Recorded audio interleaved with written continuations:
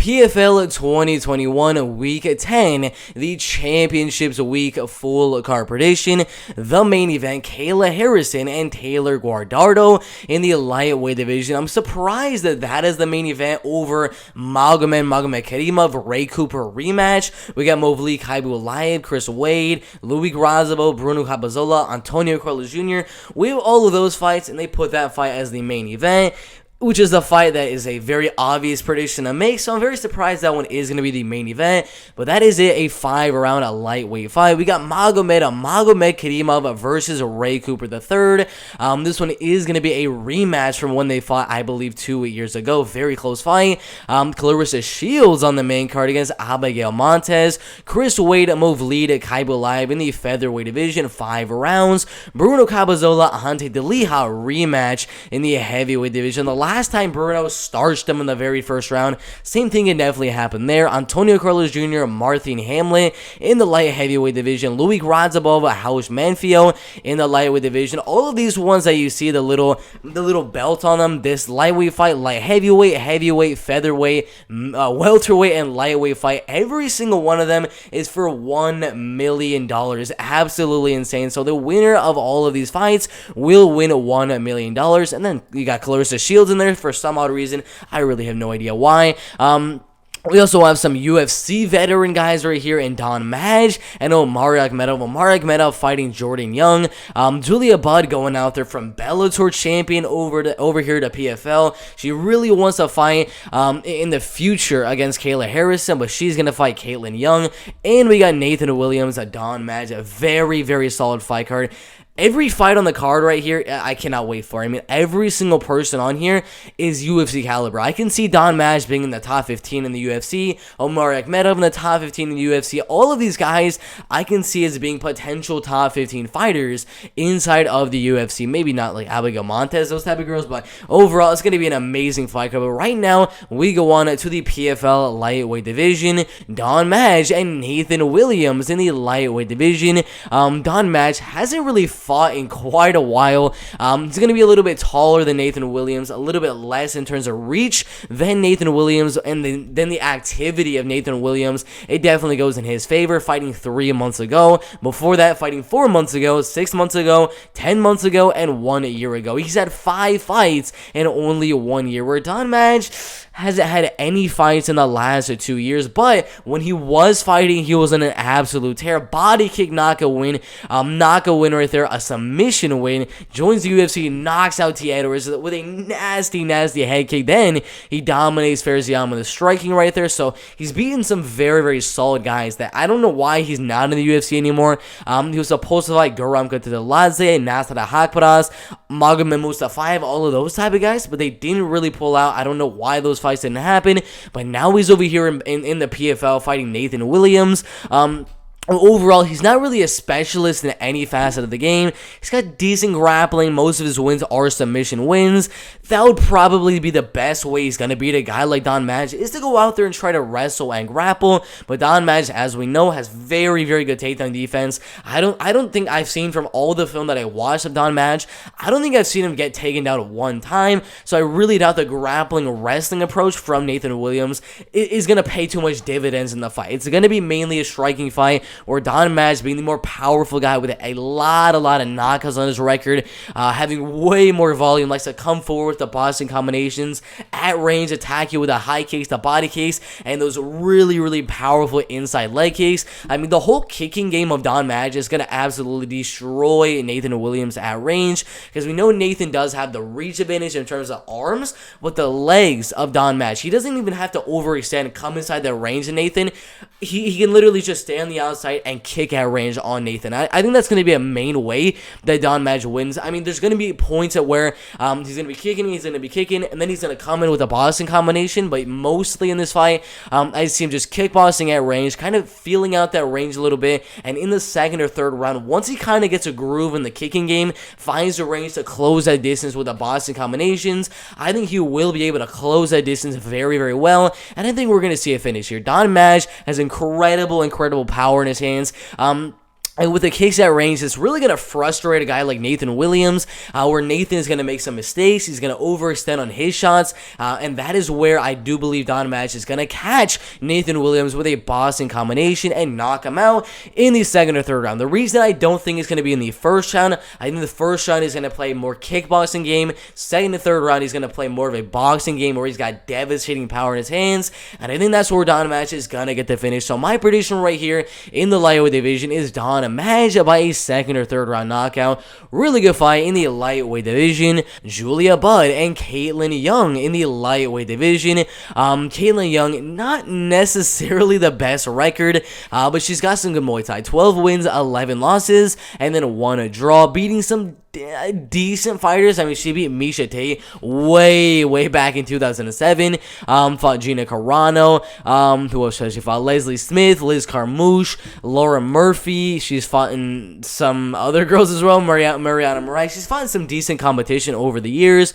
Most of her wins mainly being in the striking game. A lot of clinching, a lot of elbows, knees in the clinch, all that type of stuff. But mainly, if she's gonna win right here, it's gonna be mainly in the clinch. At range, Julia Budd is absolutely going to destroy her. We know Kaitlin Young has the Muay Thai, so if she wanted to and if she's able to keep the fight in the clinch, she will have a significant advantage with the knees and with those elbows. But at range, we know Julia Budd is just significantly better in terms of kickboxing, in terms of just boxing in general. She's got a really good straight right hand down the pipe, very good body kick. She knocked out Olga Rubin with a front kick to the body and then a straight right down the pipe. A lot of her other wins are mainly her just kickboxing at range, a lot of high kicks, a lot of body kicks, a couple of leg kicks mixed in there as well. And once she kind of finds that range with the kickboxing, it kind of forces her opponents not really to want to come forward. I mean, if she's landing those devastating kicks over and over again, every time her opponents come forward, they're going to walk right into another kick. So it kind of forces her opponents to think about coming forward, and it makes them want to take more of a backward step approach where they're kind of on the back foot mainly. And that's where Julia Budd really starts to put on the boxing combinations. She starts off in the early rounds with heavy kicks. Then as she slowly but surely starts to get her opponent to back up a little bit, that's where she starts to unleash with her boxing combinations, comes forward and puts on the pressure a little bit, and that's where she's probably going to do the most of her damage. Kicking at range in the first and second round. Then once she finally is able to back up Kaitlin Young, because she just keeps on walking into the body kicks and high kicks, then she's going to come forward with heavy pressure in the boxing, and I think she's going to absolutely destroy her. The kickboxing is better, the boxing is better. The Muay Thai does go Kaitlin Young. The wrestling, it's pretty much up for grabs. I don't really think we're going to see any wrestling or grappling, to be quite honest with you. Neither of them are really the best in that department of the game. So I see the fight staying on the feet. Kaitlin can definitely win if she can keep the fight in the clinch for long enough. I just don't think that's going to happen. The fight's going to stay on the feet. Julia Budd kicking at range in the first and second round, and then heavy pressure boxing in the final round to a 30-27 decision. Really good fight in the lightweight division right there. Omari Akhmedov and Jordan Young in the middleweight division. Another guy coming from right outside of the top 15 of the middleweight division inside the UFC, coming over to Bellator, or coming over to the PFL, just like Antonio Carlos Jr. Both guys coming off losses to Brad Tavares, but now Omari Akhmedov is fighting Jordan Young. And the reason I think this is probably the easiest prediction on the card, is going to be quite honest with you. Jordan Young, he's got the height, he's got significant reach right there. He has no idea how to use it. He's got not really any power in his hands, 0 knockouts on his record. He's not going to do anything with that reach and height. Omari's going to come forward, put on heavy pressure, a lot of big whooping punches, get Jordan Young's back to the cage, take him down over and over again, and he's going to ground a pound to a dominant decision. Jordan Young has not impressed me at all recently. He's coming off of 2 very bad losses to Julius Anglikas, who's a decent guy right there. Title challenger over there in Bellator, just fought Vadim Nemkov, lasted, I believe, until the 4th round, so that's not a bad loss. But what is a bad loss is going to be Tama Lawler. That's pretty sad, in my opinion. If you're going out there getting a unanimous decision loss to Tama Lawler, that's not a good look right there. I mean, Tom Lawler lost to Antonio Carlos Jr., Deron Winn, Corey Anderson, Chris Weidman. Decent opponents right there. But if you're losing to him by unanimous decision, at this point in Tom Lawler's career, it's absolute garbage. And Tom was able to out-wrestle and out-grapple Jordan Young. Tom Lawler is nowhere near the wrestling and grappling pedigree of Omari Akhmedov. If Tom Lawler is able to do that, I think it's very, very, very obvious that Omari Akhmedov is going to be able to do that. Maybe Jordan Young can put up a submission on there. He's got pretty much every single one of his wins being a submission win in the first or second round. But I don't think Omari Akhmedov has ever been... He's been submitted one time by Gunnar Nelson, who's just an absolutely amazing grappler, and 2 guillotine losses right there. But at this stage in his career, I don't think we're going to see a submission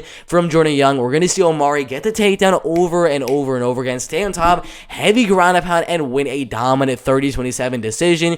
Easy prediction right here in the middleweight division. Loik Radzhabov and Raush Manfio in the lightweight division. The tournament championships are right here. The winner of this fight winning $1 million and the title of the lightweight champion in 2021. Now, Raush Manfio, I don't know how he's even in this spot that he's fighting for the $1 million. I mean, he's coming off of 2 split decision wins over Joyton Lutterbach, which honestly could have gone either way. Anthony Pettis, another fight that could have gone either way.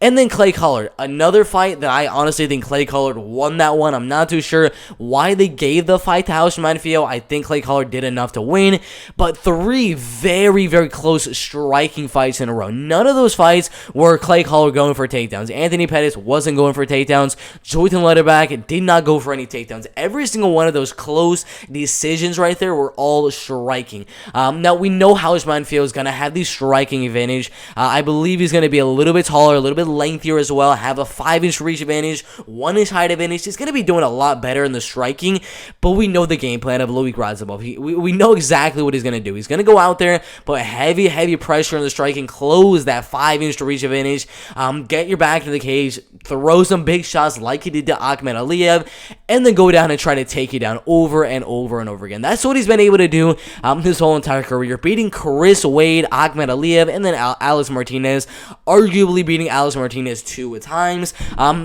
But I think this is a pretty simple prediction in my opinion. I'm not too sure how Raush Manfio is even in this position after such close fights. I mean, 3 very, very close fights that honestly could have gone either way on those judges' scorecards, but he ended up winning all of them, and now he is in the finals. But honestly, Raush Manfio hasn't really fought any good wrestlers or grapplers in his career.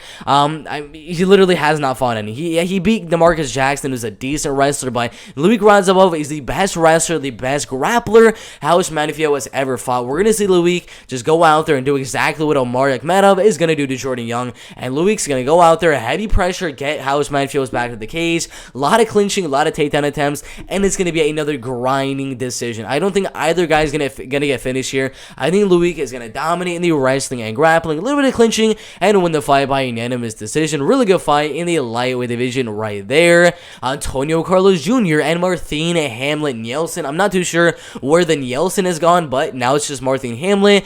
This one is in the light heavyweight division for $1 million. And Marthin Hamlet, does he really deserve to be in this position to be facing for $1 million?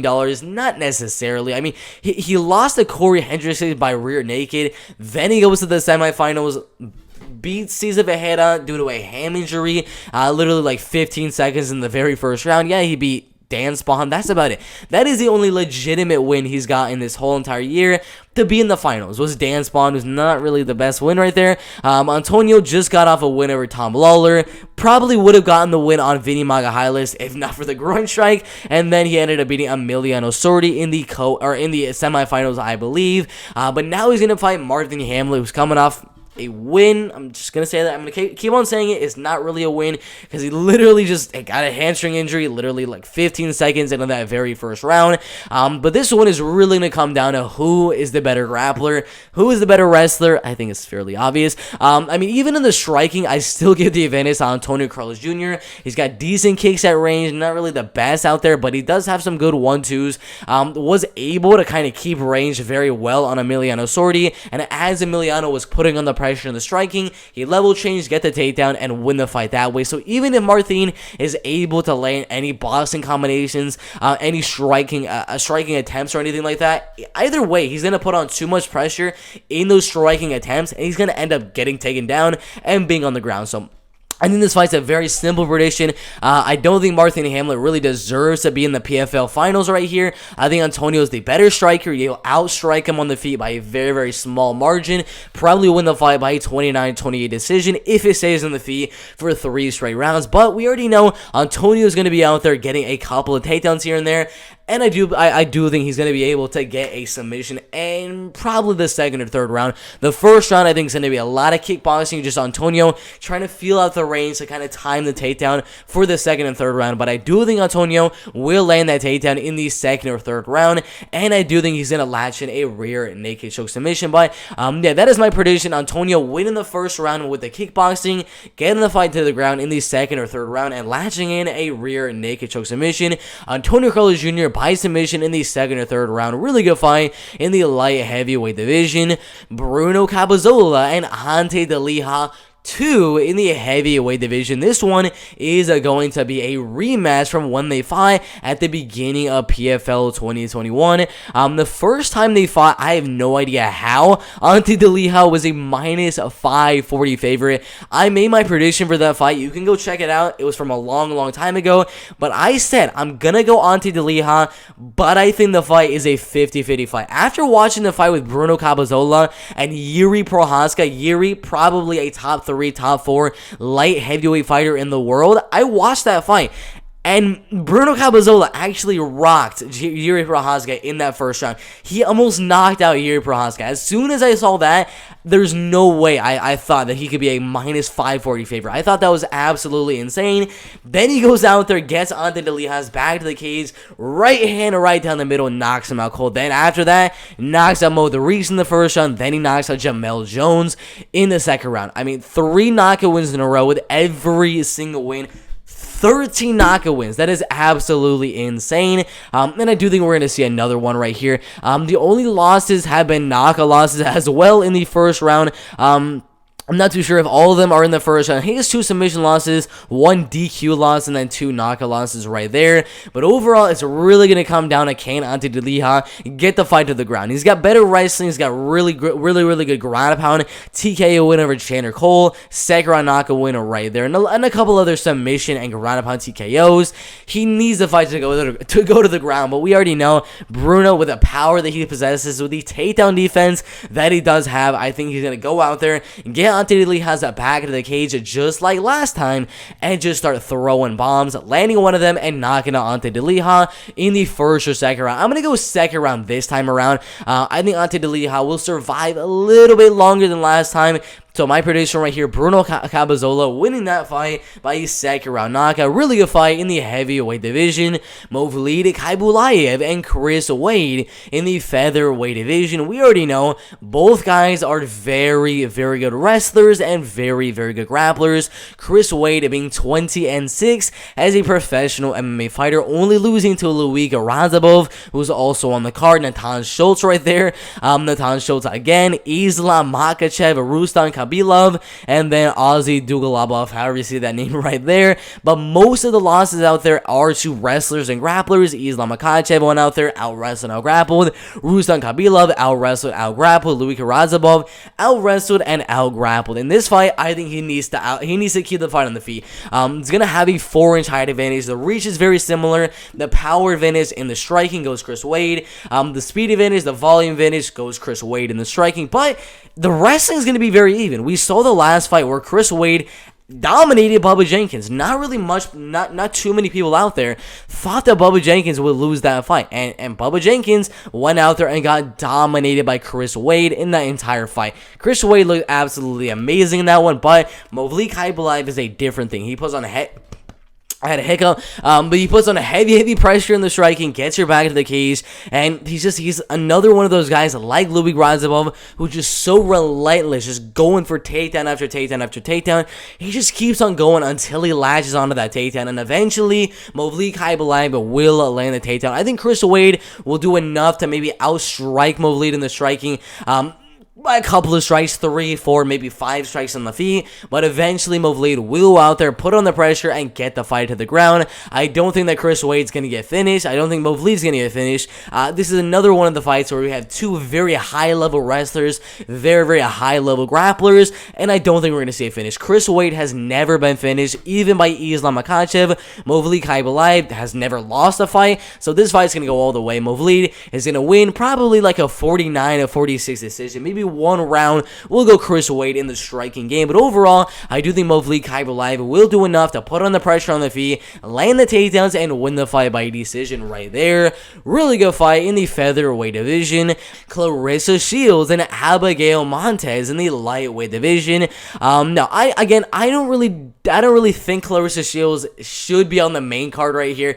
I mean, you got guys like Antonio Carlos Jr., Loik, Radzhabov, Manfio, Julia Budd, Don Madge, all of these people on the prelims. And then you got Claressa Shields in the midst of all of these tournament championships for $1 million. And she's just sitting right in the middle on the main card. I'm not too sure why, but she's going to fight a 2-0 fighter that's only 21 years old. It's said, like, a lot of people do say that she has a brown belt in BJJ. I haven't found any proof of that. I mean, I've looked everywhere I could look to find any wrestling experience, any grappling experience, any grappling tournaments, any jiu-jitsu tournaments, anything like that. I could not find anything. I did watch her last 2 fights. She showed decent wrestling, got out there, got the TKO in the second round a couple of months ago. Decision win over Claudia Zamora, which is a decent win right there.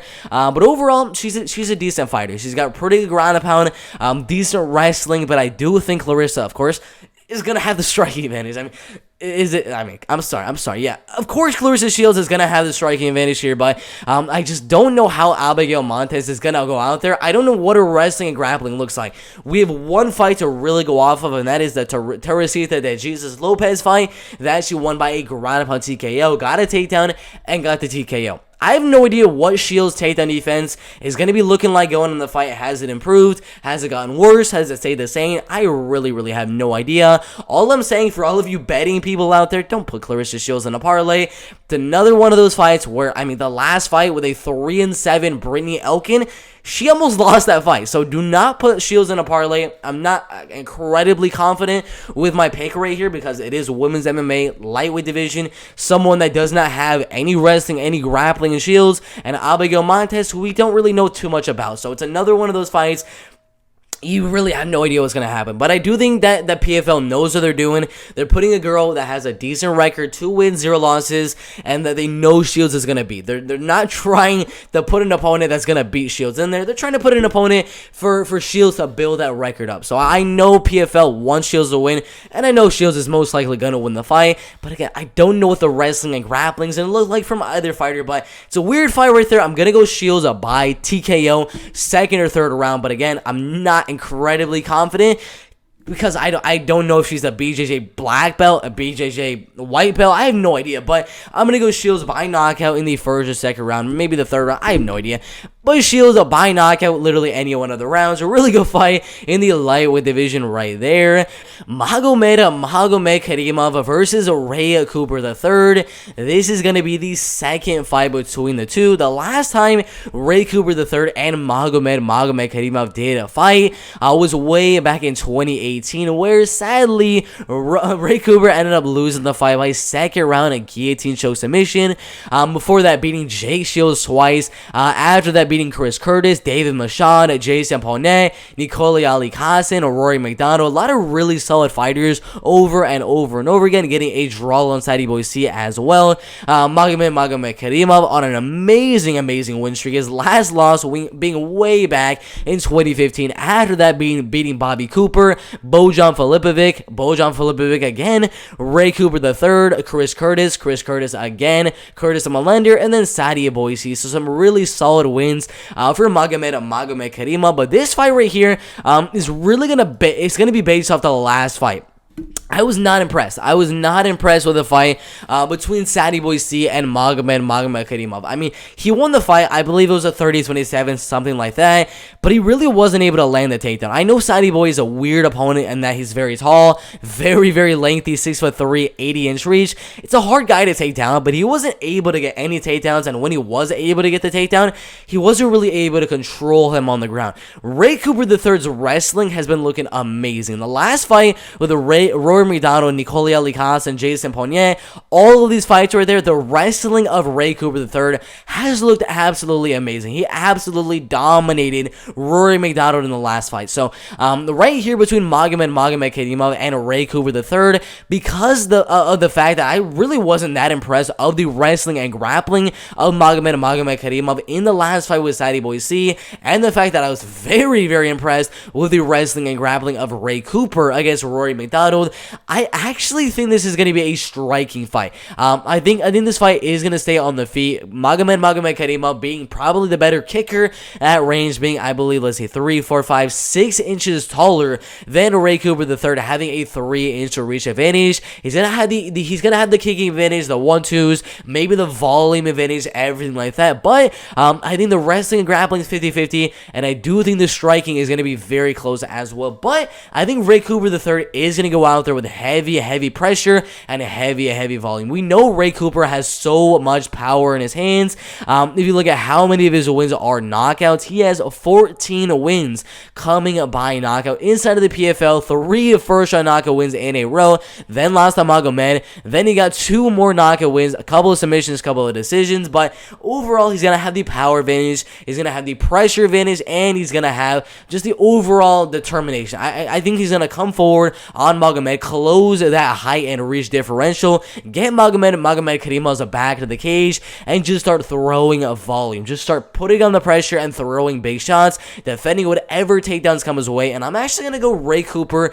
by a decision right here. I can see a knockout from Ray Cooper 100%. I can see Magomedkerimov going out there, out-grappling Ray Cooper to a decision, maybe submitting Ray Cooper, something like that, but and then the wrestling and grapplings even, I think the fight does stay on the feet, and I do think that Ray Cooper is going to be the better striker. He's going to land slightly more strikes, put on the pressure, put on that volume, and I think Ray Cooper III is going to win a decision right here. Very, very close fight. The betting odds are super close. I don't think they're that close. I believe Magomedkerimov is a pretty decent favorite at -200, where Ray Cooper is at +170, but I'm going to go Ray Cooper. He's the underdog right here, but I do think he'll kind of keep the wrestling and grappling very even, keep the fight on the feet, and win the fight there. So really good fight in the welterweight division. My prediction, Ray Cooper III winning in the rematch by a decision and potentially having a trilogy bout in 2022, which is going to be absolutely insane. But my prediction, Ray Cooper III by a decision. Kayla Harrison and Taylor Guardardo in the lightweight division. Yeah, I'm going to go Taylor Guardardo. She's a way better grappler.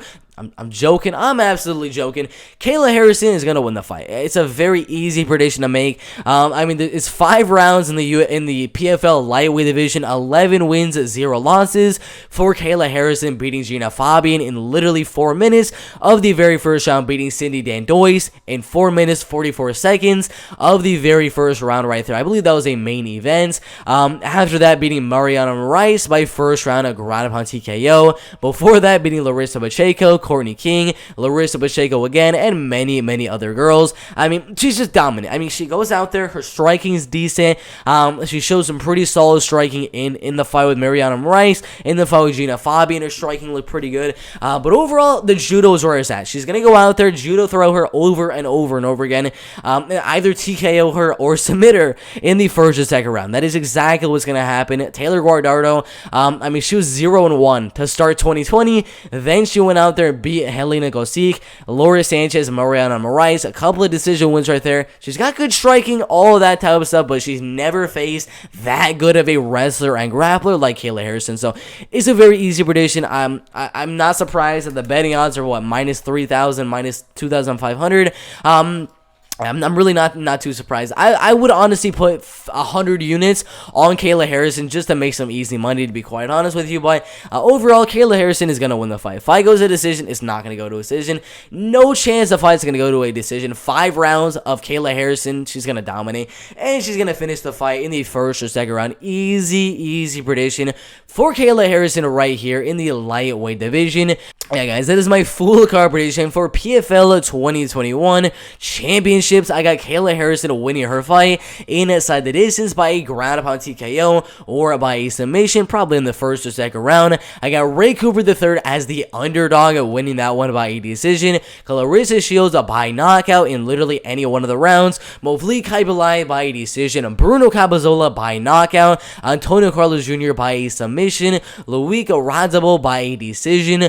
Omari Akhmedov winning that one by a decision. Julia Budd by decision. And Madge by knockout. Really good fight card for PFL 2021 Championships. Cannot wait for the fight card right here. But those are my predictions. Like the video, subscribe to the channel, everything like that. We're trying to get this video right here, the PFL 2021 Championships full card prediction video.